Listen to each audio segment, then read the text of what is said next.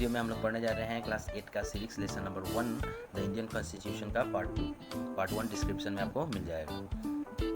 Let us try and understand what we mean by this through two contrasting situations in the recent history of Nepal, a country that bordered India on the north। तो कहने का मतलब है कि संविधान को और अच्छी तरीके से समझने के लिए, है ना, कि संविधान होता क्या है, इसको अच्छी तरीके से समझने के लिए हम क्या करते हैं, अपने पड़ोसी राज्य जो नेपाल हमारा नॉर्थ में है, इसके दो रिसेंट घटनाएं, दो ऐसी घटनाएं जो उसके इतिहास में रिसेंटली घटी हैं, उन पर हम नज़र दौड़ाते हैं। ठीक है। Until recently, Nepal was a monarchy, मतलब कि अब तक नेपाल क्या था, एक राजतंत्र था। वहाँ पे राजा का शासन था, तो उसको मोनेक्री कहते हैं, राजतंत्र। The previous constitution of Nepal, which had been adopted in 1990, reflects the fact that the final authorities raised with the king। और वहाँ पे जो अब तक का 2090 में जो संविधान बना था, उसके अनुसार जितने भी राइट्स थे, जितने भी अधिकार थे, वो किसके पास थे, तो राजा के पास थे। सत्ता में जो राजा था, राजा के पास सारे अधिकार थे, सारे चीज़ों का निर्णय कौन लेगा, तो राजा ही लेगा, ऐसा वहाँ पे उस संविधान में लिखा था। ठीक है, संविधान के अनुसार। A people movement in Nepal fought for several decades to establish democracy। और नेपाल में लोकतंत्र को बहाल करने के लिए वहाँ पे क्या है, लोगों का जन संग्रह क्या हुआ कि बहुत अत्यधिक वहाँ पे लोगों ने दशकों तक लड़ाइयाँ लड़ी लोकतंत्र को बहाल करने के लिए। And in 2006 they finally succeed in putting an end to the power of the king। और अंततः 2006 में उन लोगों, नेपाल के लोगों को राजा के अधिकारों को समाप्त करने में, उनके शक्तियों को समाप्त करने में इनको कामयाबी हासिल मिली। The people had to write a new constitution to establish Nepal as a democracy। अब लोगों के पास एक ऑप्शन था कि अब लोगों को क्या करना था कि नेपाल को एक डेमोक्रेसी, लोकतंत्र बनाने के लिए उनको एक संविधान लिखने की आवश्यकता थी। एक संविधान लिखना जिससे कि नेपाल एक डेमोक्रेटिक देश की तरह चले। अब क्यों लिखना पड़ा उनको, क्योंकि उनके पास तो एक ऑलरेडी से संविधान था, फिर भी उनको एक संविधान लिखने की आवश्यकता पड़ी। अब क्यों लिखने की आवश्यकता पड़ी, है ना, तो इसका कारण ये है, the reason that they did not want to continue with the previous constitution is because it did not reflect the ideas of the country that they want Nepal to be and that they have fought for। तो ये इसका ये कारण था कि उनके पास संविधान होते हुए भी उस संविधान को उनको लागू नहीं करके उन्हें एक नए संविधान की आवश्यकता पड़ी, क्योंकि वो जो संविधान था, उस संविधान के अनुसार नेपाल के लोगों का जो आदर्श था, है ना, नेपाल के लोग जो जिस चीज़ को अपनाना चाहते थे, उस टाइप का वो कॉन्स्टिट्यूशन नहीं था, उनके अनुरूप वो कॉन्स्टिट्यूशन लोकतंत्र के हिसाब से नहीं था। इस वजह से लोगों ने इतनी लड़ाइयाँ लड़ी, और उनकी लड़ाई जिसके खिलाफ थी, संविधान के खिलाफ थी, तो उनको संविधान बदलने की आवश्यकता पड़ी। ठीक है।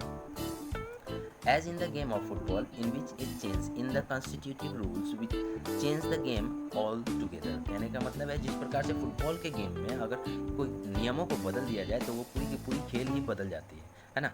Nepal by moving from a monarchy to democratic government need to change all its constitutive rule in order to user in a new society।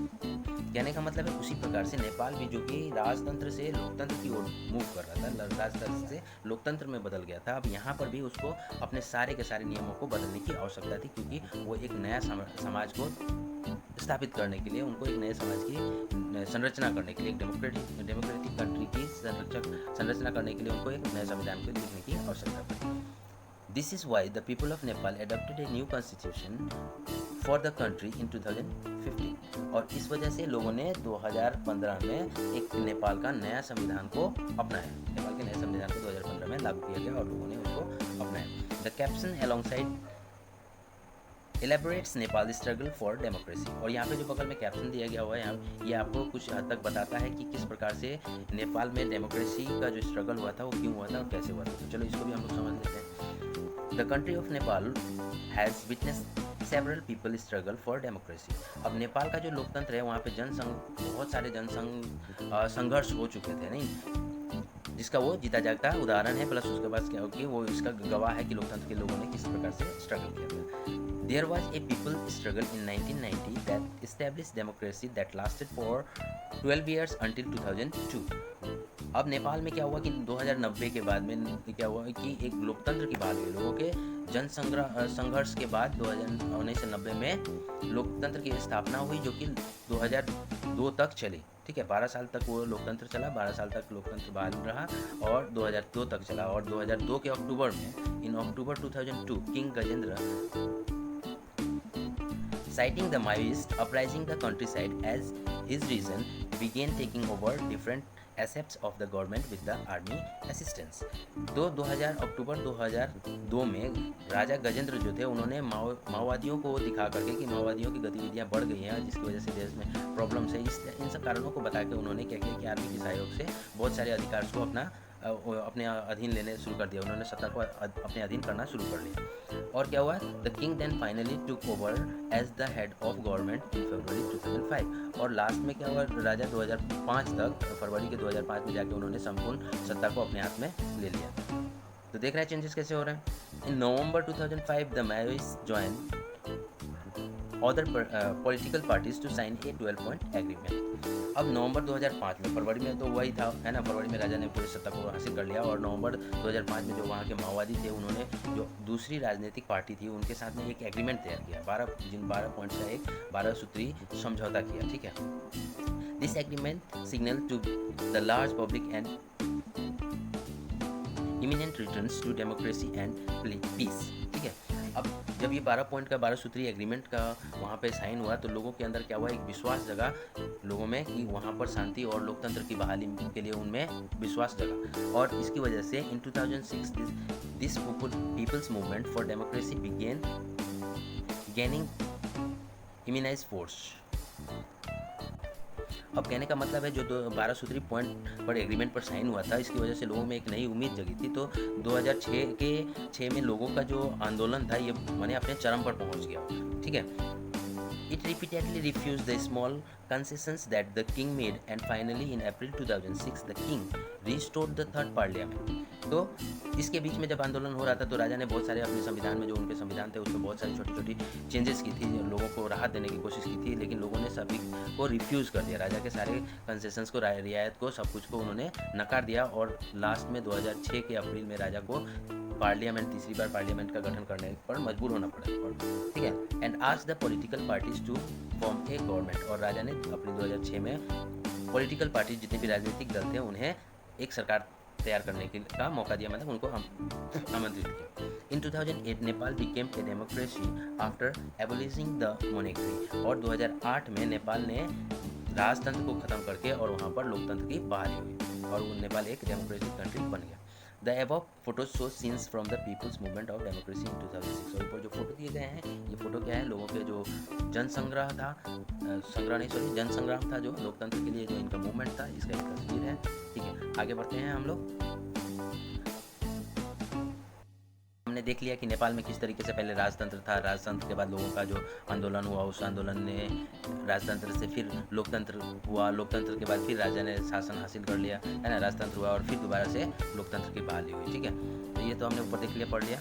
अब the second important purpose of a constitution is to define the nature of a country political system. अब किसी भी देश का जो संविधान होता है तो इस संविधान का दूसरा मुख्य उद्देश्य ये होता है कि वहाँ की राजनीतिक व्यवस्था को वो तय करता है, ठीक है। जैसे for example Nepal earlier Constitution state that the country was to be ruled by the king and his council of ministers।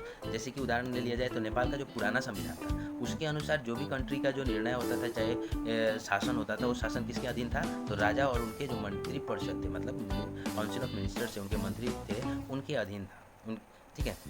In the countries that have adopted a democratic form of government और polity, और उन सारे देशों में जिन्होंने democratic government का या polity मतलब कि राज्य व्यवस्था को चुना है ना, जिन देशों ने लोकतंत्र शासन और राज्य व्यवस्था को चुना है, वहाँ पर क्या होता है कि constitution play a crucial role in laying the certain important guidelines that government decisions make with in this societies. तो वहाँ पर जो निर्णय प्रक्रिया जो होती है उसके लिए संविधान एक क्या होता है, नियम तय करता है, जिसके अनुसार संविधान के नियमों के अनुसार वहाँ पर निर्णय प्रक्रिया की बहाली होती है। और यह एक उस समय बहुत संविधान क्या करता है, एक अहम भूमिका निभाता है, ठीक है।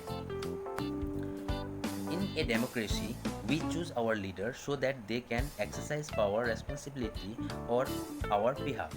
अब लोकतंत्र में हम क्या करते हैं, हम अपना नेता खुद चुनते हैं ताकि हमारे ओर से जो भी वो सत्ता का जिम्मेदार होगा ना के साथ इस्तेमाल कर सके।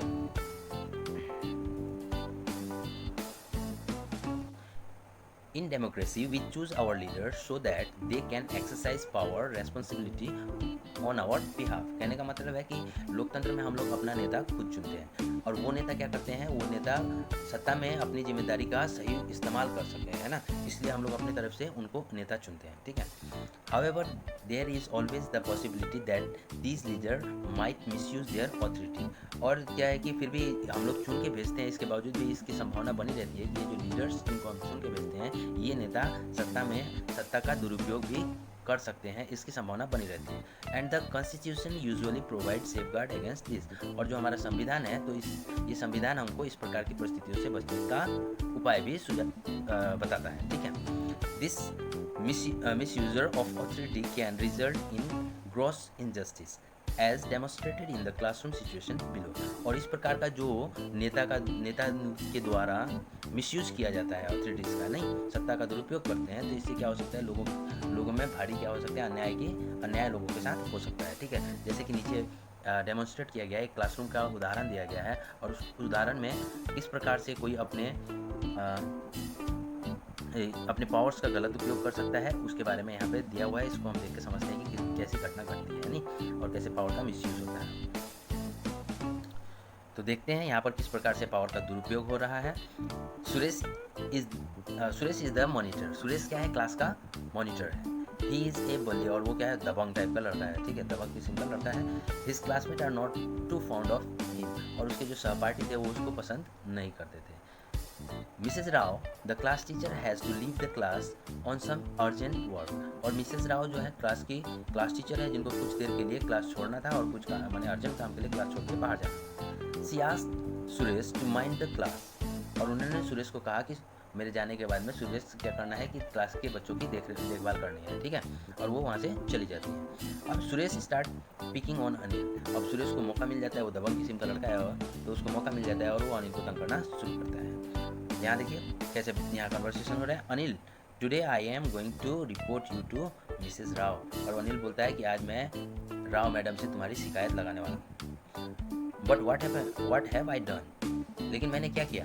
अनिल पूछता है कि मेरी गलती क्या है जो आप मेरी शिकायत करेंगे. और तभी क्या होता है, when Mrs Rao return to the class. और जब मिसेस राव क्लास में आती हैं तो अनिल बोलता है कि ma'am, while you were away, Anil kept talking loudly and disturbing the class. He would not listen to me. और वो बताता है कि मैडम, जब आप बाहर चली गई थी तो अनिल जोर जोर से शोर मचा रहा था और पूरी क्लास को क्या कर रहा था, तंग कर रहा था और बच्चों से बात कर रहा था. Anil, you will have to stay back after school today and write. I will not disobey the class monitor 100 times. अब क्या करा, मैडम ने उन्हें कहा कि छुट्टी के बाद तुम्हें रुकना होगा और आज तुमको रुकने के बाद में 100 बार लिखना होगा कि मैं मॉनिटर को तंग नहीं करूँगा, ठीक है, कि उनको मॉनिटर की बात मानूंगा और मैं उसे मॉनिटर को कभी तंग नहीं करूँगा. उसको मैडम ने सजा दे दिया कि आपको इसको 100 टाइम्स लिखना है. अब अनिल बताना चाहता है but ma'am I did not do anything. और वो बताता है कि मैडम मैंने तो कुछ किया नहीं, है नहीं. तो ये छोटा सा जो आपने यहाँ पे उदाहरण देखा, यहाँ पे देखा कि अनिल के साथ किस तरीके से सुरेश ने अपने पावर का गलत इस्तेमाल किया और उसके वजह से इनजस्टिस हुआ. अनिल के साथ इनजस्टिस हुआ और अनिल को सजा मिल गई, ठीक है. तो पावर के गलत इस्तेमाल से लोगों के साथ में क्या हो सकता है, इनजस्टिस हो सकता है और उनके साथ अन्याय हो सकता है और लोगों को तकलीफ उठाना पड़ सकता है. ये एक छोटी सी कहानी है जिसमें आपने देख के समझा, है नहीं. इसलिए कॉन्स्टिट्यूशन की आवश्यकता पड़ती है. In democratic society, the constitution often lay down rules that guard against the misuse of authority by our political leaders. कहने का मतलब है कि लोकतांत्रिक जो समाज है, जहाँ डेमोक्रेसी है, उन सब जगहों पर कॉन्स्टिट्यूशन, संविधान ही एक ऐसा है जो क्या करता है, ऐसे नियम तय करता है जिनसे राजनेताओं के द्वारा सत्ता का दुरुपयोग रोका जा सके, ठीक है. इन the case of Indian constitution, भारतीय संविधान में, ठीक है, about which you will read more later in this chapter. Many of these laws are contained in the section of fundamental right. कहने का मतलब है भारतीय संविधान में इस प्रकार का जो दुरुपयोग, सत्ता का दुरुपयोग से बचने के लिए जो नियम दिए गए हैं वो कहाँ पे आपको मिलेंगे, तो फंडामेंटल राइट का जो सेक्शन है संविधान में, जिस सेक्शन में फंडामेंटल राइट्स दिए हैं वहाँ पे बहुत सारे ऐसे कानून बनाए हुए हैं जिनसे हम क्या है, इस तरीके के सत्ता का दुरुपयोग को रोक सकते हैं, ठीक है, बच सकते हैं. Do you recall the chapter on the Dalit writer Om Prakash Valmiki experience in school from your class 7? क्या आपको याद है जो दलित राइटर थे, दलित समाज के राइटर ओम प्रकाश वाल्मीकि, जिन्होंने अपने स्कूल में भेदभाव का जो शिकार हुए थे, जो क्लास 7 में आपने पढ़ा था, तो उसको याद होगा ही आपके उनके बारे में।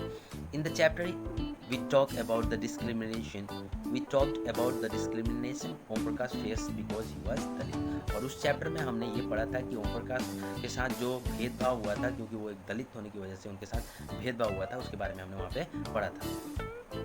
You read about how the Indian Constitution granted the right to equality to all persons and says that no citizen can be discriminated against on ground of religion, race, caste, gender and place of birth। तो हमने वहाँ पे ये भी पढ़ा था कि संविधान हमको ये अधिकार देता है समानता का, सभी व्यक्ति को संविधान की नज़र में सभी व्यक्ति क्या हैं, एक समान हैं, ठीक है, और समानता का अधिकार देता है। और वहाँ पे संविधान ये भी अधिकार देता है कि किसी भी व्यक्ति के साथ कोई भी भेदभाव नहीं किया जा सकता है, उसके धर्म, जाति, लिंग या फिर उसके जन्म स्थल को लेकर के उसके साथ किसी भी प्रकार की भेदभाव नहीं की जा सकती है।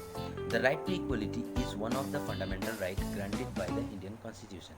और ये राइट टू इक्वलिटी मतलब समानता का अधिकार जो है, ये एक फंडामेंटल राइट है जो कि हमारे संविधान से हमको अधिकार प्राप्त होता है। ये हमारा अधिकार है राइट टू इक्वलिटी का, ठीक है, ये हमारे फंडामेंटल सेक्शन में मिलेगा आपको, राइट टू इक्वलिटी।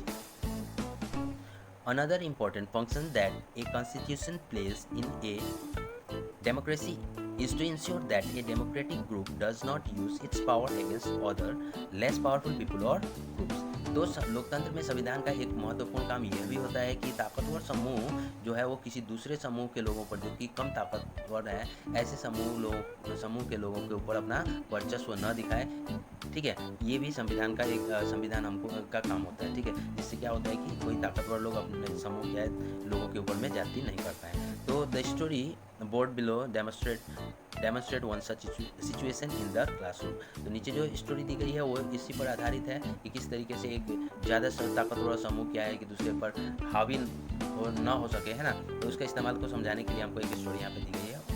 चलो यहाँ पे स्टोरी देखते हैं, उसके अनुसार समझने की कोशिश करते हैं कि एक मेजोरिटी वाला ज़्यादा मेजोरिटी वाले लोग किस तरीके से अपने पावर का दुरुपयोग करते हैं, ठीक है। The game period is about to begin. अब क्या है, इस क्लासरूम में क्या है, बच्चों का गेम्स का पीरियड होता है, तो अब गेम का पीरियड स्टार्ट होने वाला है। अब यहाँ बच्चे बात करते हैं, तो यहाँ पे let us play basketball today for a change. तो यहाँ पे कुछ लड़कियाँ हैं जो बात कर रही हैं और कहती हैं कि चलो आज बास्केटबॉल खेलते हैं, रोज़ रोज़ तो हम लोग क्या ये खेलते हैं, तो कोई ना कोई गेम खेलते हैं, तो आज हम लोग बास्केटबॉल खेलते हैं, है ना। तो no we will play cricket. तब लड़कों का समूह है जो वो कहता है कि हम क्या खेलेंगे, क्रिकेट खेलेंगे। The teacher decided to settle the problem with a show of hands.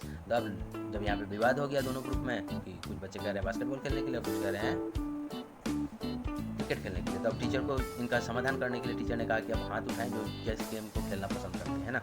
तो हाथ मेजोरिटी यहाँ देखनी थी कि किस तरीके से कौन फुटबॉल क्रिकेट खेलने के लिए इंटरेस्टेड है, कौन बास्केटबॉल, ठीक है। तो वहाँ पे जब हाथ उठाने का बात आता है तो क्या हो जाता है, obviously there are more boys in the class कि वी हैव वॉन। अब वो जो लड़के हैं वो बोलते हैं कि हम लोग जीत गए। अब लड़कों की संख्या ज़्यादा होती है और हाथ ज़्यादा खड़े होते हैं क्रिकेट खेलने के लिए, तो लड़के और लड़कियों को चिढ़ाने लगते हैं कि हम लोग जीत गए, ठीक है। तो लड़कियाँ बोलती हैं कि ये होना ही था क्योंकि लड़के हमारी कक्षा में ज़्यादा हैं, तो इन्हीं का प्रभाव पड़ेगा। We always have to do what the boys want because they are in majority। अब लड़कियाँ ये बात कर रही हैं कि हमको हमेशा वही करना पड़ता है जो लड़के चाहते हैं क्योंकि वो मेजोरिटी में संख्या में हमसे ज़्यादा है। Ma'am should think of another way to make decision so that our wishes are also heard। अब वो तो दूसरी कहती है कि मैडम को ये फैसला करने से पहले सोचना चाहिए, कोई दूसरे नियमों को, कोई दूसरा तरीका सोचना होगा। इस तरीके से तो हमारे क्या है कि इच्छाएं क्या है कभी पूरी हो ही नहीं सकती हैं, तो मैडम को इसको ऐसी तरकीब सोचनी होगी, ऐसा तरीका सोचना होगा जिससे हमारी इच्छाओं का भी को गौर किया जाए, ठीक है। Such unhealthy situation can occur in democratic society too, where a majority can continuously enforce decisions that exclude minorities and go against their interest।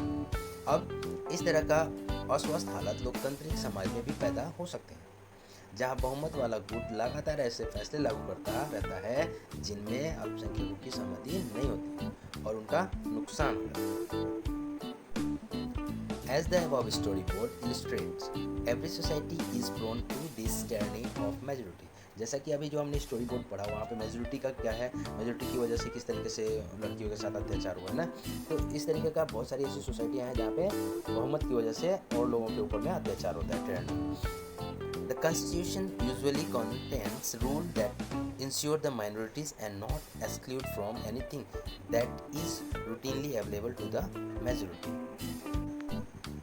संविधान के नियम के अनुसार इस बात का ख्याल रखा जाता है कि अल्पसंख्यकों को किसी ऐसी चीज़ से वंचित न किया जाए जो कि बहुसंख्यक जो लोग हैं उनको सामान्य रूप से उपलब्ध हो, तो उनसे अल्पसंख्यकों को वंचित न रह जाए, इसका कॉन्स्टिट्यूशन से ख्याल रखा जाता है। ठीक है। Another reason why we have a constitution is precisely to prevent this tyranny or domination by the majority on a minority.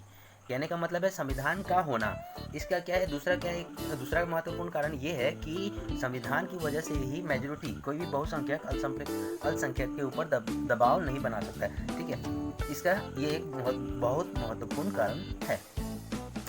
This can refer to one community dominating another, that is intercommunity. ये word याद रख लेना है, intercommunity। ठीक है, intercommunity मतलब होता है अंतर सामुदायिक मतलब एक समुदाय के ऊपर दूसरा का कब्जा। कहने का मतलब है कि this can refer to one community dominating another.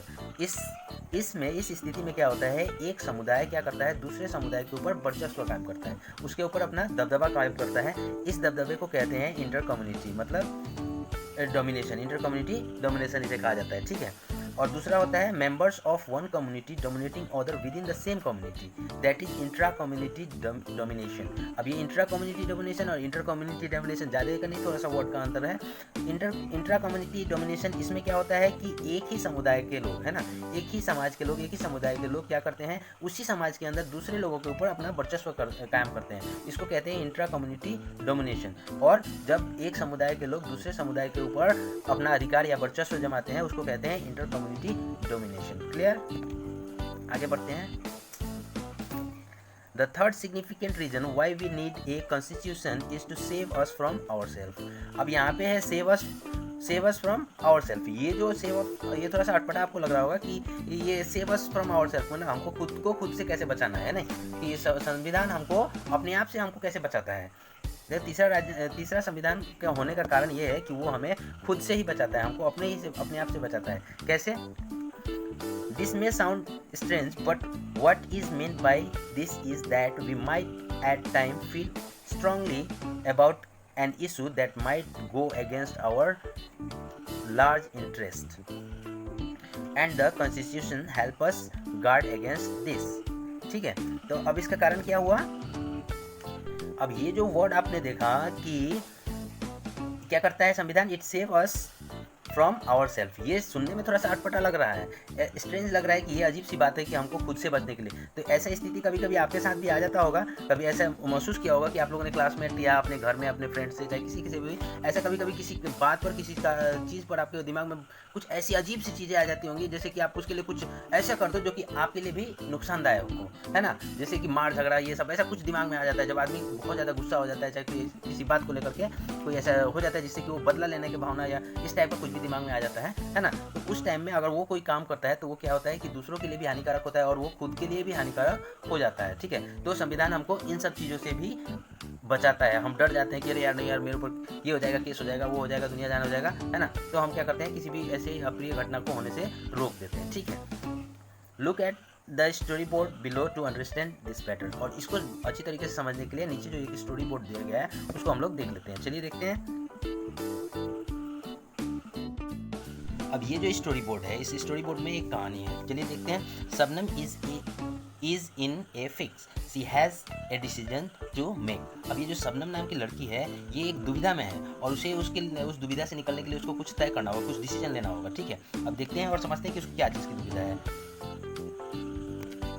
I have 2 chapters left to revise for tomorrow test, but it is time for my favorite TV program. I am dying to watch it, but if I do that, I would not have time to finish my revision. अब ये जो लड़की शबनम है ये सोच रही है कि उसका कल टेस्ट है और उसको कभी 2 चैप्टर जो है उसको रिवाइज करना है, उसको रिवीजन करना है, कल के टेस्ट के लिए तैयारी करनी है। लेकिन अभी जो समय है वो उसके टीवी पर जो फेवरेट जो शो है, फेवरेट प्रोग्राम है, उसका समय हो रखा है। ठीक है, और वो अब दुविधा में है कि मैं टीवी देखूं, अपना फेवरेट शो देखूं या क्या करो कि अपने एग्जाम की तैयारी करो। अब ये दुविधा में वो फंस गई है। तो उसकी माँ पूछती है, Shabnam why are you looking so worry. उसकी माँ पूछती है कि शबनम तुम क्यों इतना वरीड दिख रही हो, ठीक है। तो शबनम जवाब देती है कि I want to watch this programme but I have a test tomorrow. Shabnam कहती है कि मैं इस प्रोग्राम को देखना चाहती हूँ, बट क्या है, कल मेरा टेस्ट है, ठीक है। If you all watch TV I will also want to watch. और वो बताती है कि अगर आप सब लोग टीवी देखना देखेंगे तो मुझे भी टीवी देखने की इच्छा होगी।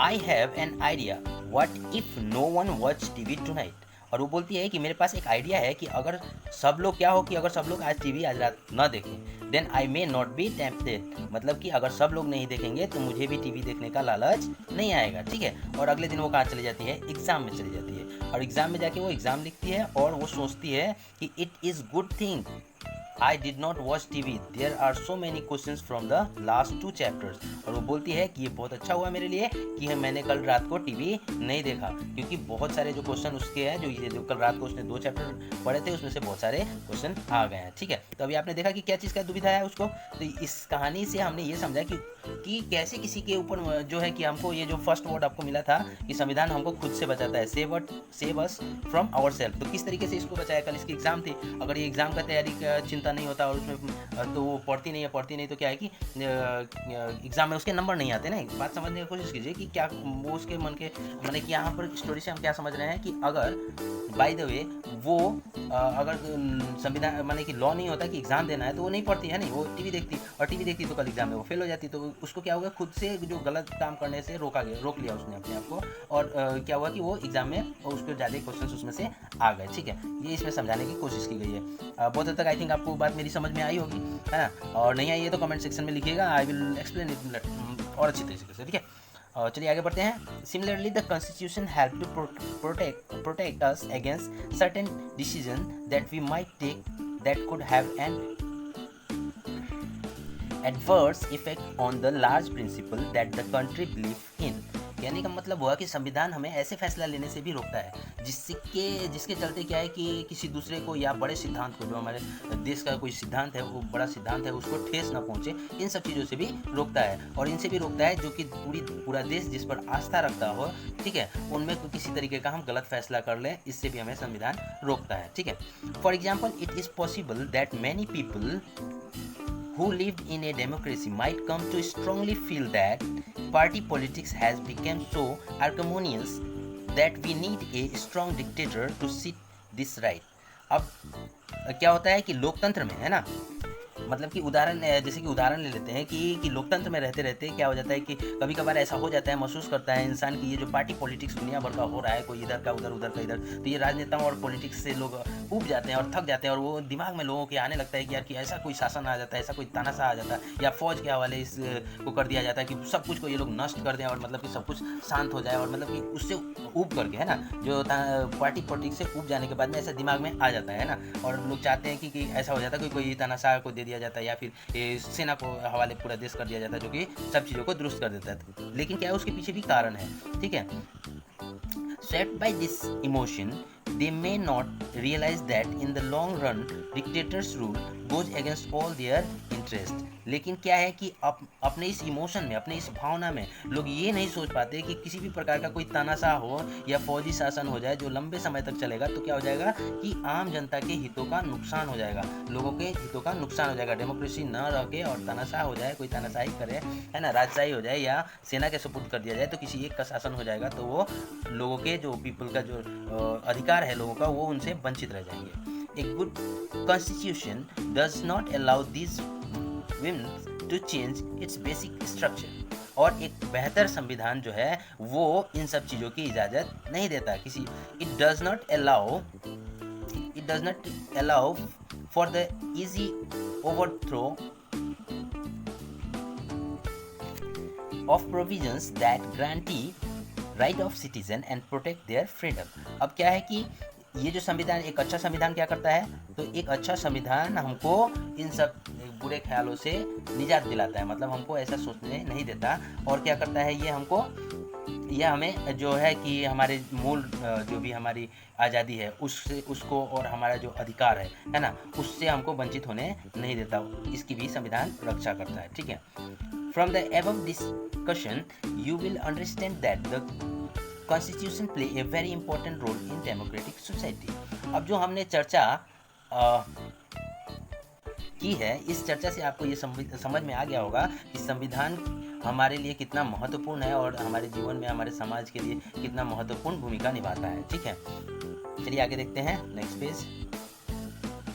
Now let us try and understand the way in which the above points get translated into certain ideas and rules by studying some key features of the Indian Constitution.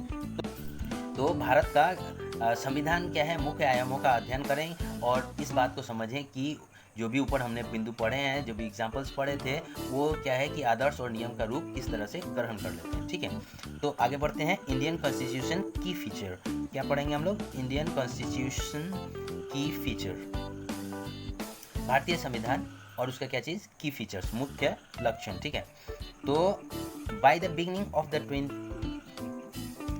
20th century, the Indian national movement has been active in the struggle of independence from British rule for several decades. तो 19वीं सदी British के शासनकाल से चलते चलते 20th century आते आते क्या हो गया, इंडियन नेशनल मूवमेंट जो था ये बहुत पुराना हो चुका था। ठीक है, दशकों पुराना हो चुका था। ठीक है, during the freedom struggle the nationalist had devoted a great deal of time to imagine and playing what a free India would be like. कहने का मतलब है कि इस दौरान, ये जो लंबे संघर्ष हुआ था, इस दौरान जो राष्ट्रवादी थे ना, नेशनलिस्ट थे, उन्होंने इस बात पर ध्यान दिया और गौर किया, काफ़ी विचार किया कि स्वतंत्र भारत किस तरीके का होना चाहिए, हमारा जो स्वतंत्र भारत है वो किस प्रकार का होना चाहिए। Under the British, they had been forced to obey rules that they had very little role in making.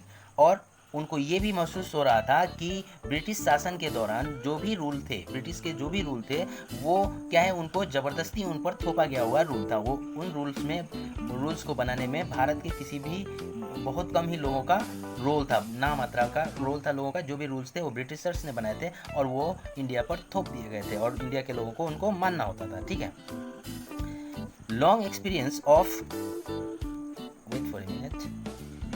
authoritarian rule under the colonial state convinced India that free India should be a democracy in which everyone should be treated equally and be allowed to participate in government. तो जब ये उस समय जो ये क्या बोलते हैं, इतने दिन से कॉलोनियल जो स्टेट चला आ रहा था और जो ये ऑर्थोटेरियन रूल था, ऑर्थोटेरियन मतलब जो अत्याचारी शासन जो भारत पर चलता आ रहा था, तो इससे क्या मिला कि हमको एक सीख मिला कि हमको क्या होना चाहिए, हमारा देश कैसा होना चाहिए। तो हमारा देश एक डेमोक्रेटिक होना चाहिए, डेमोक्रेटिक कंट्री होना चाहिए, जिसके अंदर क्या है, सभी को समानता का अधिकार मिलना चाहिए और हर व्यक्ति क्या है, सरकार में उसकी भागीदारी होनी चाहिए। ठीक है, What remained to be done then was to work out the way in which a democratic government should be set up in India and the rule that would determine its functioning. तो अब करना क्या था? तो अब करना ये था कि हमको एक ऐसा नियम बनाना था, ये करना था कि डेमोक्रेटिक गवर्नमेंट किस प्रकार का हो भारत के अंदर और वो किस प्रकार से शासन करे। ठीक है, ये उसका क्या कार्यकलाप हो, कैसे फंक्शंस हो, ये इन पर हमको सोचना था और इसके लिए हमको ये नियम बनाने थे। This was done not only by one person but by A group of around 300 people who became member of the constituent assembly in 1946 and who made periodically for the next 3 years to write Indian Constitution. अब ये जो काम था, ये काम किसी एक व्यक्ति के बस का नहीं था। इस काम को, जो संविधान के लिखने का जो काम था, इसको लगभग 300 लोगों ने मिलकर किया था, जो कॉन्स्टिट्यूएंट असेंबली के सदस्य थे 1946 में। ठीक है, और इन लोगों ने लगातार कंटिन्यूअसली 3 साल तक काम करके भारत का संविधान लिखा था। ठीक है, These members of the Constituent Assembly had a huge task before them. अब ये जो 300 सदस्य थे, इनके पास, इनके सामने क्या था कि संविधान को जो लिखना था ये इनके पास एक बहुत बड़ी जिम्मेवारी थी, इनके लिए एक बहुत बड़ी जिम्मेवारी इनके ऊपर थी कि पूरे देश के लिए संविधान लिखना था। The country was made up of several different communities who spoke different language, belongs to different religions and had distinct culture। अब जो हमारा ये भारत था, है ना, उसमें क्या है, ना तो लोगों की भाषा एक थी, ना लोगों का धर्म एक था, ना ही एक जैसे संस्कृति थी, ठीक है। उसके बाद में also when the constitution was being written, India was going through considerable turmoils। कहने का मतलब है कि जब भारतीय संविधान लिखा जा रहा था उस समय क्या है कि भारत में क्या है, बहुत ज़्यादा उथल पुथल मचा हुआ था, मतलब कोई भी चीज़ अपने मतलब कि सही रूप से, सुचारू रूप से नहीं था, ठीक है। The partition of country into India and Pakistan was imminent, और लगभग भारत और पाकिस्तान का बंटवारा तय हो चुका था। Some of the princely state remain undecided about their future and the social economic condition of the vast mass of people appeared dismal। कहने का मतलब है कि इस समय तक क्या है कि बहुत इंडिया पाकिस्तान का बंटवारा भी होने वाला था, और क्या है कि बहुत सारे ऐसे जो राज्य थे, राजशाही जहाँ पर चल रही थी, वो लोग अभी डिसाइड नहीं कर पाए थे कि वो किधर जाएं, इंडिया में जाएं कि पाकिस्तान में जाएं, उनका क्या भविष्य होगा ये इन पर उनको वो अभी डिसाइड नहीं कर पा रहे थे, ठीक है। और उस समय बहुत क्रिटिकल कंडीशन था, मैंने बहुत उथल पुथल पूरे देश में मचा हुआ था, है ना। सोशल इकोनॉमिकल साइड से भी बहुत ज़्यादा क्या था, भयानक स्थिति थी, ठीक है। Of these issue played on the minds of the member of Constituent Assembly as they drafted the Constitution। और क्या बोलते हैं कि संविधान सभा के सदस्यों के सामने ये सारे मुद्दे सामने थे, वो देख पा रहे थे कि क्या स्थिति देश के अंदर चल रही है, ठीक है। तो ये सारे मुद्दे उनको सारे चीज दिख रहे थे, है ना। They rose to the occasion and give this country a visionary document that reflect the respect of maintaining diversity while preserving national unity। अब क्या है कि इनके तो सब सामने था, तो संविधान सभा के जो भी सदस्य थे उनके सामने सारे मुद्दे थे, लेकिन उन्हें अपने इस ऐतिहासिक दायित्व को बड़ी अच्छी तरीके से पूरा किया था उन्होंने, ठीक है। देश को एक ऐसा कल्पनाशील इमेजनरी, एक ऐसा कल्पनाशील दस्तावेज दिया उन्होंने, है ना, जिसमें कि राष्ट्रीय एकता को बनाए रखते हुए डाइवर्सिटी, विविधता को भी मैंने एक बहुत गहरा सम्मान उसके अंदर झलकता है, ठीक है। The final document also reflect their concern of eradicating poverty through social economic reforms, as well as emphasizing the cultural role the people can play in choosing the representative।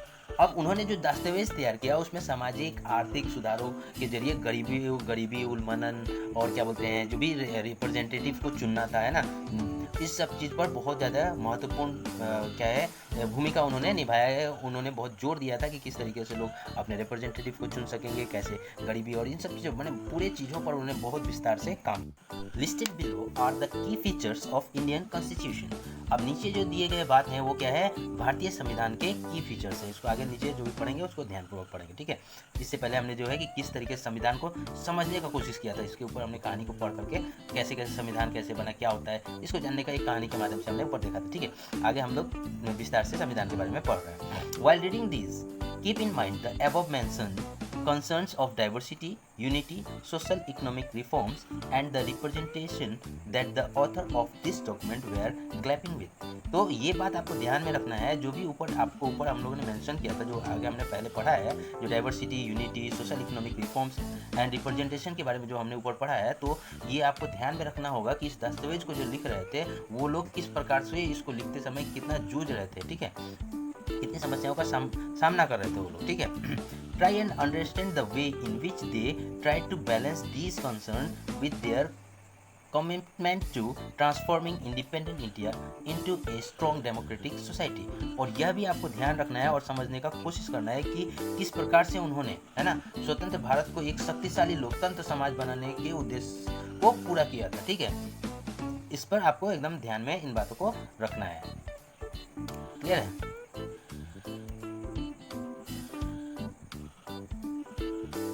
चलिए शुरू करते हैं यहाँ से। फेडरलिज्म, ठीक है, this refers to existence of more than one level of government in the country.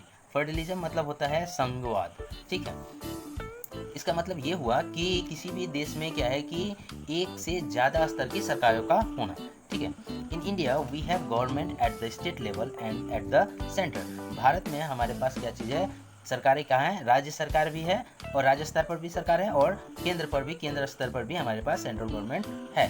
Panchayati Raj is the third tier of government and you have read about this in your class 6 book. और पंचायती राज जो है ये राज्य व्यवस्था शासन का क्या है, तीसरा स्तर है, तीसरा लेवल है, जिसके बारे में आपने क्लास 6 में पढ़ा था। We looked at the functioning of the state government in class 7 book. और हमने क्या है क्लास 7 के बुक में स्टेट गवर्नमेंट किस प्रकार से काम करता है यह देखा था, ठीक है। And this year we will read more about the central government. और इस साल हम लोग क्लास 8 में सेंट्रल गवर्नमेंट के बारे में ज़्यादा विस्तार से पढ़ेंगे। The vast number of community in India mean that a system of government need to be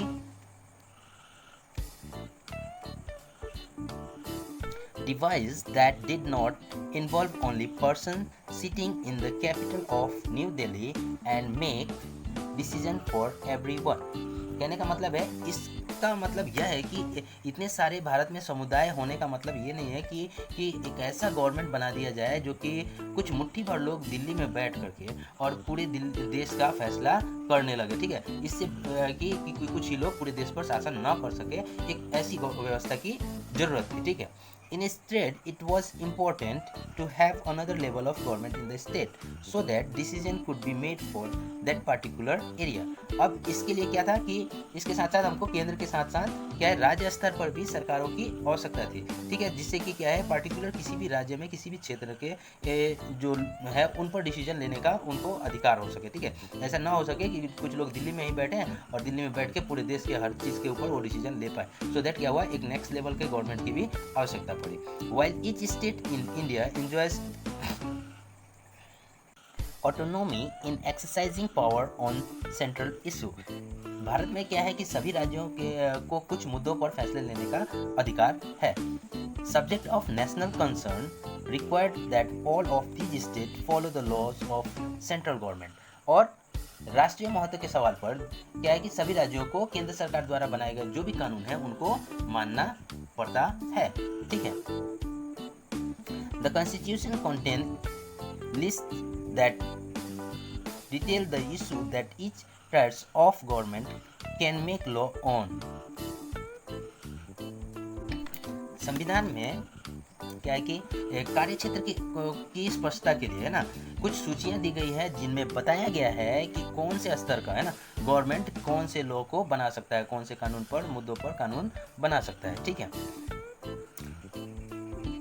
In addition, the Constitution also specifies where each tiers of government can get the money from for the work that it does।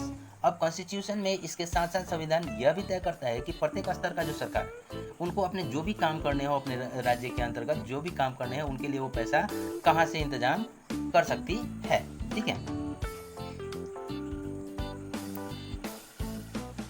Under federalism, the states are not merely agents of the federal government, but draw their authority from the constitution as well।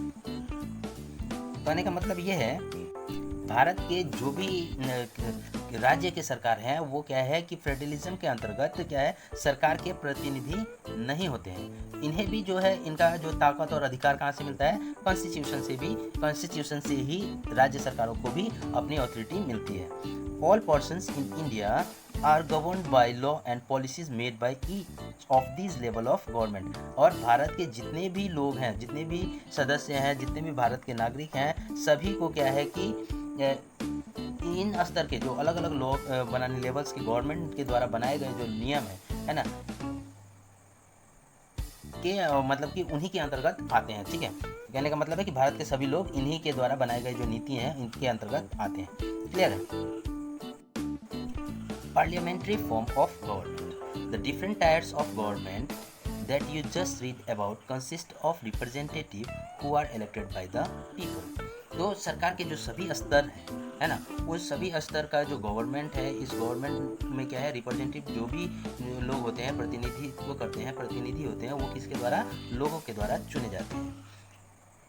Your class 7 book begins with a story of Kanta who was standing in line to vote during an election।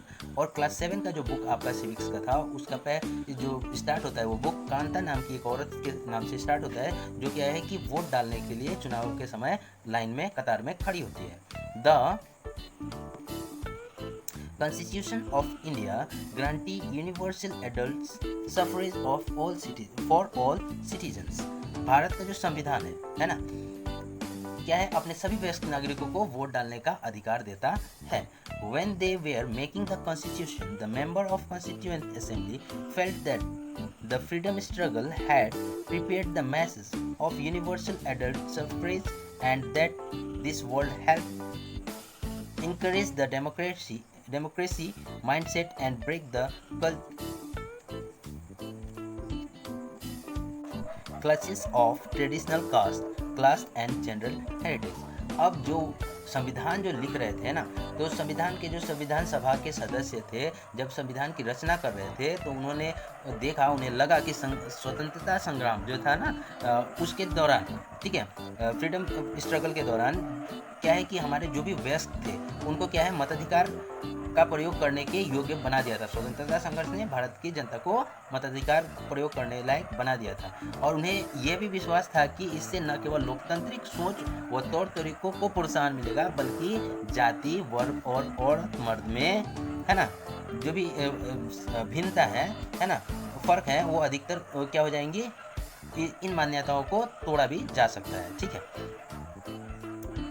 This means that the people of India have a direct role in electing their representative। और इसका मतलब यह हुआ कि भारत के लोग जो है क्या कर सकते हैं, अपने लिए डायरेक्ट एक कोई भी रिप्रेजेंटेटिव को चुन सकते हैं। Also every citizen of country respective of his her social background can also contest in election. और भारत का कोई भी व्यक्ति, देश का किसी भी उसका सोशल बैकग्राउंड कुछ भी हो, वो क्या कर सकता है, इलेक्शन में, चुनाव में लड़ सकता है। ठीक है, you will read more about why representation is crucial to democracy functioning in unit 2 of this book. और इसके बारे में आप जो लेसन नंबर यूनिट 2 जो है इसका, इसमें जब हम लोग पढ़ेंगे तो प्रतिनिधित्व क्यों महत्वपूर्ण है ना, लोकतांत्रिक कार्य पद्धति में, है ना, डेमोक्रेसी में क्यों, डेमोक्रेसी फंक्शनिंग में क्यों महत्वपूर्ण है, इसके बारे में हम लोग यूनिट 2 में पढ़ेंगे। ठीक है, separation of power. According to the constitution there are 3 organisation of government. Separation of power में तो कॉन्स्टिट्यूशन, संविधान के हिसाब से क्या है कि 3 ऑर्गेनाइजेशन है, गवर्नमेंट के 3 अलग अलग स्तर हैं। क्या क्या चीज़ है, तो दीज आर द लेजिस्लेचर, याद रखना है, the executive and the judiciary. ये बात आपको याद रखना है कि गवर्नमेंट के 3 प्रमुख अंग होते हैं, लेजिस्लेचर होता है, एग्जीक्यूटिव होता है और जुडिशरी होता है। इनको हिंदी में कहते हैं विधायिका, कार्यपालिका और न्यायपालिका। ये क्या चीज़ है, संविधान के 3 मुख्य अंग हैं। The legislature refers to our elected representative. अब ये जो लेजिस्लेचर है, ये लेजिस्लेचर का तात्पर्य किससे है, तो इसका निर्वाचित जो प्रतिनिधित्व है ना, प्रतिनिधि होता है, उससे इसका संबंध है। The executive is a small group of people who are responsible for implementing law and running the government। ठीक है, अब जो ये एग्जीक्यूटिव होते हैं, ये क्या है, एक छोटा सा समूह, लोगों का समूह होता है जो कानून को लागू करने और शासन को चलाने का काम करता है, तो इसे कहते हैं कार्यपालिका। ठीक है, इससे पहले पढ़ा था हमने विधायिका, लेजिस्लेचर, वो कौन, उसमें कौन आते हैं, तो जो जनप्रतिनिधि चुने जाते हैं ना, तो निर्वाचित प्रतिनिधि होते हैं, उनको विधायिका कहते हैं। और कार्यपालिका, ये एग्जीक्यूटिव क्या होते हैं, वो लोग होते हैं जो कि सरकार चलाने में, कानून लाने में मदद करते हैं। ठीक है, the judiciary of which you will read more in unit 3 of this book refer to the system of courts in the country। अब ये जो जुडिशरी होता है, जिसके बारे में आप इस बुक के लेसन नंबर 3 में और डिटेल से पढ़ेंगे, ये किससे इसका संबंध होता है, इससे इसका संबंध क्या होता है, कोर्ट से होता है। ठीक है, जो देश के अंदर कोर्ट होते हैं ना, उससे न्यायालय से इसका संबंध होता है, जिसमें न्याय की व्यवस्था और न्यायपालिका कहा जाता है। ठीक है, आगे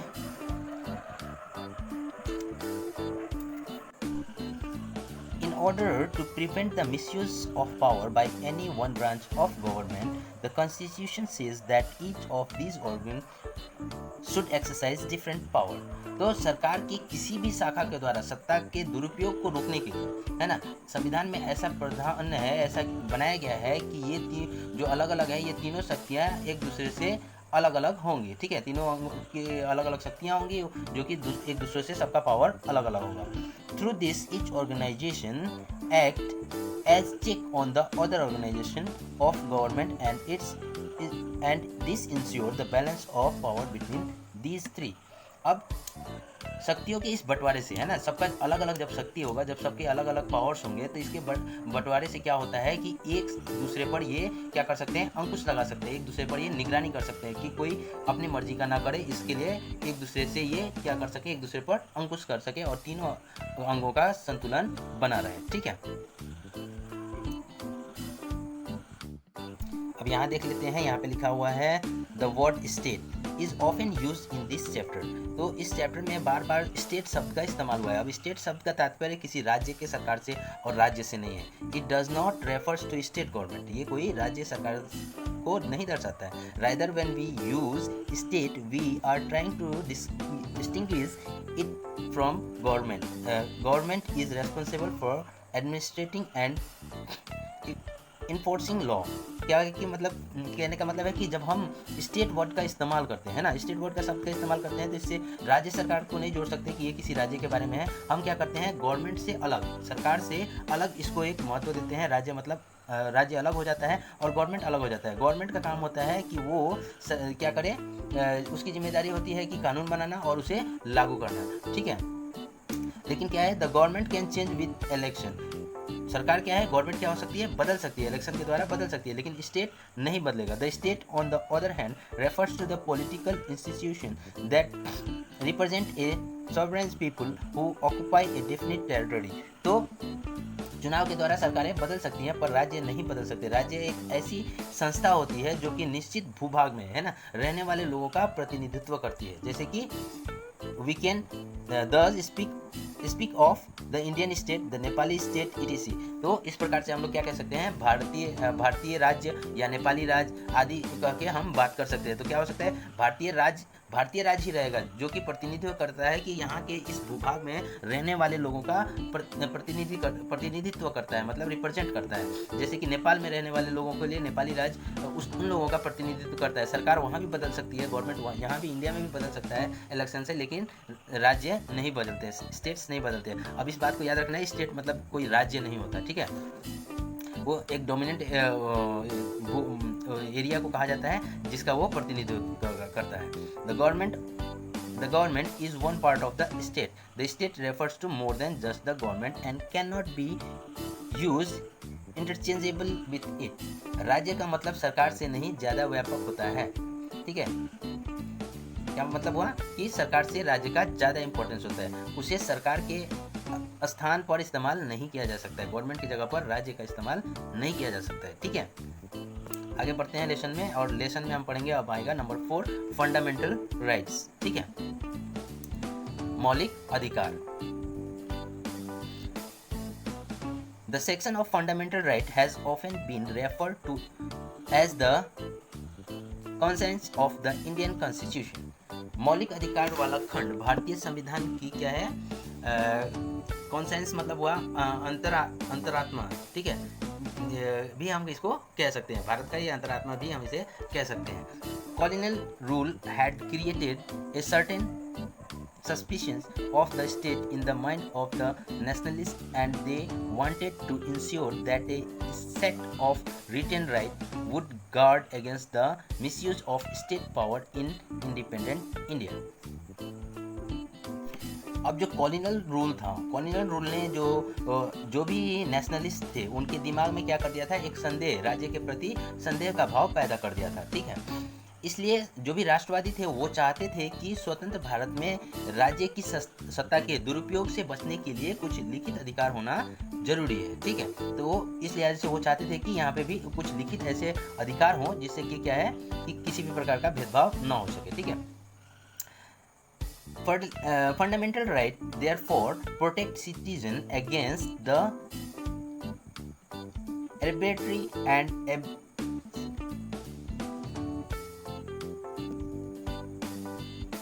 absolute exercise of power by state.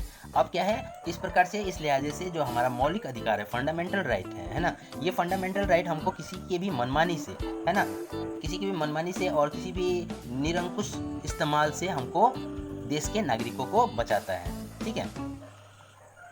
The Constitution thus granted the right of individuals against the state as well as against other individuals। इस तरह से संविधान राज्य के अनेक व्यक्तियों के समक्ष व्यक्तियों के अधिकारों की रक्षा करता है। एक व्यक्ति से दूसरे व्यक्ति के जो भी अधिकार हैं, फंडामेंटल राइट्स हैं, उनकी वो रक्षा करता है। Moreover, the various minority community also expressed the need of the Constitution to include right that would protect their groups, ठीक है। तो विभिन्न जो भी अल्पसंख्यक समुदाय था, माइनॉरिटी कम्युनिटी जितने भी थे, वो चाहते थे कि संविधान में ऐसे अधिकार को शामिल किया जाए जो कि उनके समूह की रक्षा कर सके, है ना, माइनॉरिटी को कोई दबा ना सके, उनकी आवाज़ सुनी जा सके, तो वो ऐसा कानून चाहते थे संविधान में। The constitution therefore also granted the right of minority against the majority. तो क्या हुआ, इस प्रकार से जो हमारा संविधान है वो क्या करता है, बहुसंख्यकों से अल्पसंख्यकों के अधिकार की रक्षा का भी क्या बोलते हैं, रक्षा करता है। मतलब सीधी सीधी बात है कि जो भी बहुसंख्यक है उनके द्वारा अल्पसंख्यकों के ऊपर कोई भी प्रकार की अत्याचार हो, चाहे किसी भी उनका अधिकार का हनन हो, इससे भी बचाता है, ठीक है। Okay, as doctor Ambedkar has said about these fundamental rights, their object is twofold। Doctor Ambedkar के अनुसार, ठीक है, संविधान का जो है मौलिक अधिकार का दो उद्देश्य होता है। क्या क्या उद्देश्य होता है? The first objective is that every citizen must be in position to claim those right. पहला ये होता है कि हर एक नागरिक जो है वो ऐसी स्थिति में हो कि वो इन अधिकारों की दावेदारी कर सके। और दूसरा होता है, इसका दूसरा पहलू होता है, the second, these rights must be binding upon every authority that has got the power to make laws, ठीक है। और दूसरा ये होता है कि उन लोगों को, उन संस्थाओं को भी, सत्ता को भी बांध के रखना है जिनको कानून बनाने का अधिकार दिया गया है, वो किसी के अगेंस्ट में कानून ना बना सके। इससे इस तरीके से हमारे जो फंडामेंटल राइट्स है ये दो फोल्ड में, दो तरीके से, दो उद्देश्य से दोहरा उसका उद्देश्य होता है, ठीक है। ये आपको याद रखना है, फंडामेंटल राइट्स को और इसके दोनों फोल्ड्स को याद रखना है, ठीक है। In addition to fundamental rights, the Constitution also has section called Directive Principle of the State। अब संविधान में फंडामेंटल राइट्स के अलावा एक directive principles of state policy भी है, ठीक है। This section was designed by the member of Constituent Assembly to ensure greater social and economical reforms and to serve as a guide to independent Indian state to institute law and policy that help reduce to poverty of mass। कहने का मतलब है कि ये जो directive principle of state policy जो है, इसको लाने का उद्देश्य क्या था? तो ये जो संविधान सभा के जो कॉन्स्टिट्यूटिव असेंबली के सदस्य थे, उन्होंने इसको इसलिए जोड़ा था कि वो चाहते थे कि ज़्यादातर सामाजिक और आर्थिक सुधार क्या हो सके, ठीक है, सुधार लाया जा सके देश के अंदर, सोशल और इकोनॉमिक रिफॉर्म्स को लाया जा सके, इसके लिए उन्होंने इसको जोड़ा था। वो ये भी चाहते थे कि भारत के जो राज्य है, जनता की गरीबी दूर करने वाले कानून और नीतियां बनाए, है ना। और इन नीतियों और कानूनों को बनाते समय ये जो है कॉन्स्टिट्यूशन है, ये जो संविधान है, ये इनको एक मार्गदर्शक के रूप में अपने सामने रख करके किसी भी कार्य को करे। इसलिए उन्होंने ये एक बनाया था पॉलिसी, जिसे कहते हैं directive principle of state policy, ठीक है। चलिए, यहाँ पे बगल में कुछ फंडामेंटल राइट्स है जिसे आपको जानना बहुत जरूरी है, तो इसको भी हम लोग क्लियर करते चलते हैं, ठीक है। The fundamental rights in the constitution include, जो कुछ फंडामेंटल राइट्स हैं जो संविधान में है, ठीक है। पहला है right to equality, all person are equal before the law. ये फंडामेंटल राइट, पहला राइट है कि राइट टू इक्वलिटी। इसमें क्या है कि सभी लोग जो है संविधान के सामने बराबर है, संविधान की नज़र से सब लोग बराबर हैं। This means that all person shall be equally protected by the law of country. इसका मतलब यह है कि सभी लोगों को देश का कानून बराबर सुरक्षा प्रदान करेगा, ठीक है। It also state that no citizen can be discriminated against on the basis of their religion, caste or sex। इसका अधिकार इस अधिकार में यह भी कहा गया है कि धर्म, जाति या लिंग के भेद के आधार पर किसी भी नागरिक के ऊपर भेदभाव नहीं किया जा सकता है, ठीक है। Every person has access to all public place including playground, hotels, shops etc। और इसके अंतर्गत क्या है, हर एक जो व्यक्ति है वो किसी भी पब्लिक प्लेस में जा सकता है, वो प्लेग्राउंड हो, होटल्स हो, शॉप हो, चाहे किसी भी प्रकार का सार्वजनिक स्थल है वहाँ वो जा सकते हैं। The state can not discriminate against anyone in matter of employment. कोई भी राज्य किसी दूसरे राज्य के लोगों को अपने राज्य में काम करने से नहीं रोक सकता है। But there are exceptions to this that you will read about later in this book। लेकिन इसके अलावा कुछ अपवाद हैं जिनके बारे में आगे आप इस लेसन में पढ़ेंगे। The practice of untouchability has also been abolished। अब ये छुआछूत की जो प्रथा थी इसे भी खत्म कर दिया गया था, ठीक है। नेक्स्ट है राइट ऑफ फ्रीडम।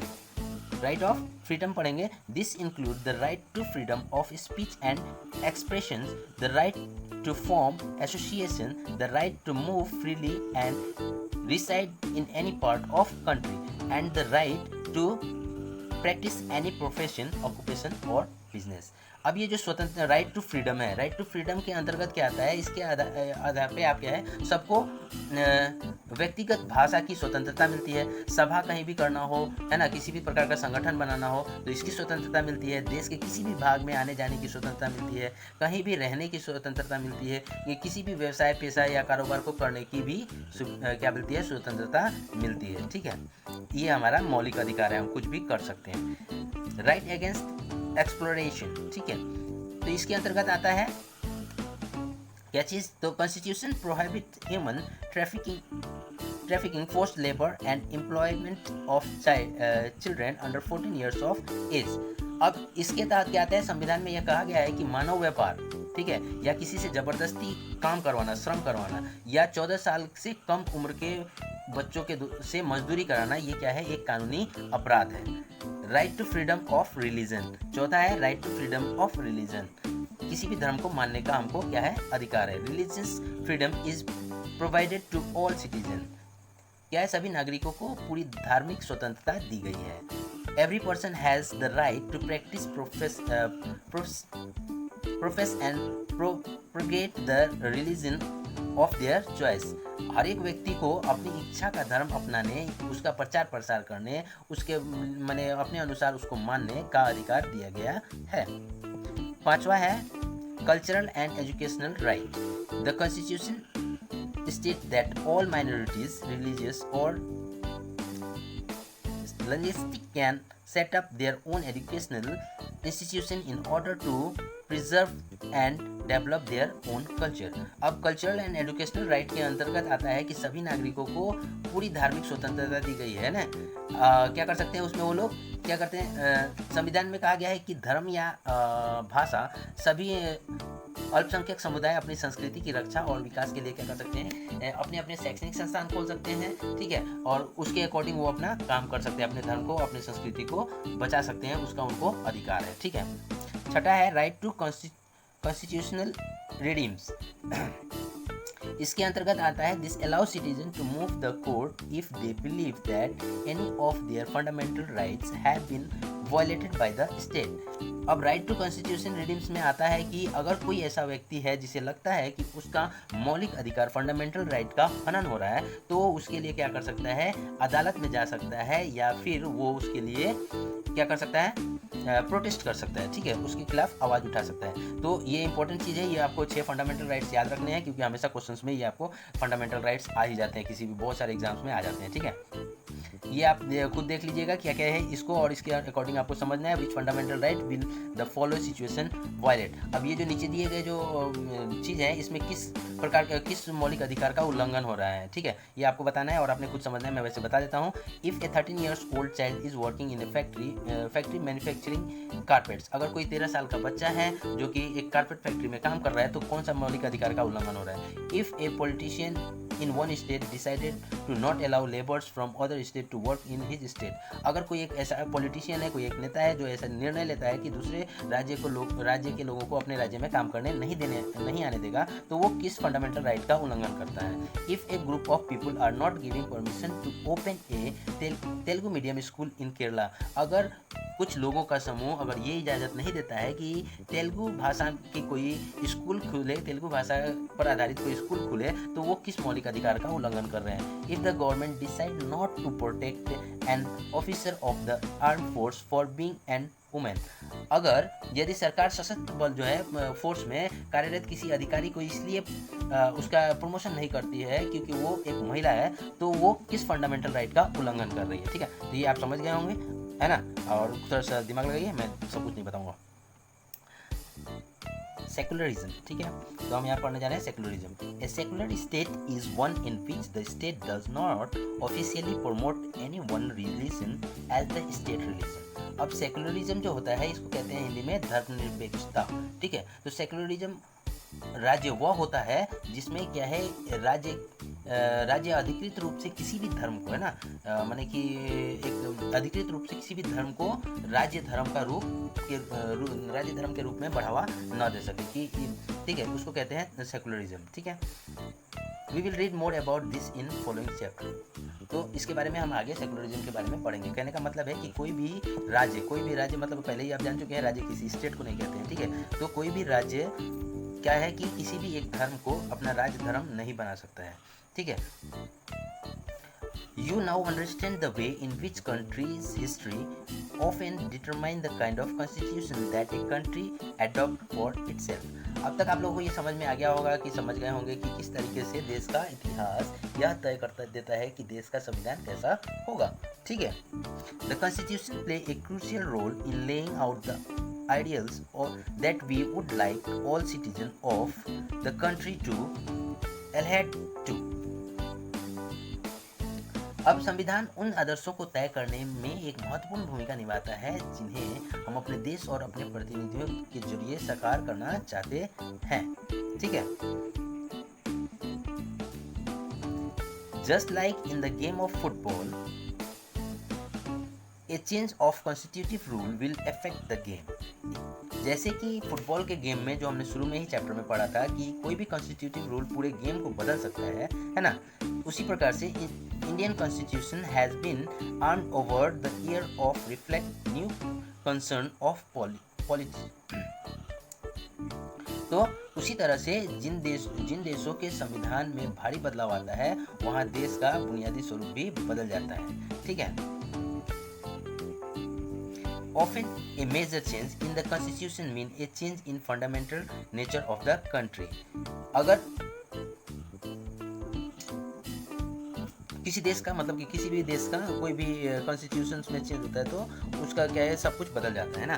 तो we saw this in the case of Nepal and how it need to adopt in a new constitution after it became a democracy. तो इस चैप्टर में हमने नेपाल का एक उदाहरण देखा था कि किस तरीके से नेपाल में हर चीज़ ही बदल गई थी, है ना, वहाँ सत्ता बदल गई, सब कुछ बदल, लोकतांत्रिक समाज बनने के बाद में क्या हुआ, वहाँ पे एक नए संविधान को लिखने की जरूरत पैदा हो गई थी, ठीक है। The different features of the Indian Constitution outlined above involve complicated ideas that are often not easy to grasp। ऊपर हमने भारतीय संविधान के जिन आयामों के बारे में जिक्र किया है ना, वे कई बार काफ़ी जटिल दिखाई देते हैं और उन्हें समझने में बड़ी मुश्किल महसूस होती है। अभी तक जो भी आपने पढ़ा होगा कुछ हद तक आपको समझ में आया होगा, जो भी है संविधान के बारे में, इंडियन कॉन्स्टिट्यूशन के बारे में जो हम पढ़ रहे हैं, तो इसमें आपको बहुत हद तक समझ में आया होगा। बहुत सी ऐसी बातें हैं जो आपको समझ में नहीं आई होंगी, ठीक है। तो इसके लिए आपको चिंता करने की जरूरत नहीं है। Do not worry too much about this for the moment. तो कहने का मतलब इसके लिए आप ज़्यादा चिंता न करें। In the rest of the book as well as in your higher classes you will read more about these different features of Indian Constitution and understand more substantively what that means। तो कहने का मतलब है कि आप ज़्यादा चिंता मत करें, जितना आपको समझ में आया उसको अच्छी तरीके से समझने की कोशिश कीजिए, ठीक है। और ये जो है यहीं तक नहीं है, इंडियन कॉन्स्टिट्यूशन के बारे में हम इस बुक में और भी आगे भी हम पढ़ेंगे, इसको और अच्छी तरीके से जानेंगे, है ना। और आप जैसे जैसे हायर क्लासेस में जाएंगे वैसे वैसे आपको और भी चीज़ें मिलती चली जाएंगी, जिससे आपको इन चीज़ों को समझने में बहुत आसानी होगी। कहने का मतलब है कि क्रम वाइज इसको आप समझते पढ़ते चले जाएंगे और आपको सारी बातें समझ में आ जाएंगी। अगर कुछ बात है जो इसमें समझ में नहीं आया, ये लेसन यहाँ पे समाप्त हो जाता है, तो आप कमेंट सेक्शन में जाकर के आपको अपने प्रॉब्लम को लिख सकते हैं। अगर आपको अच्छा लगता है तो वीडियो को लाइक कीजिए, दोस्तों को शेयर कीजिए। Okay, thank you very much.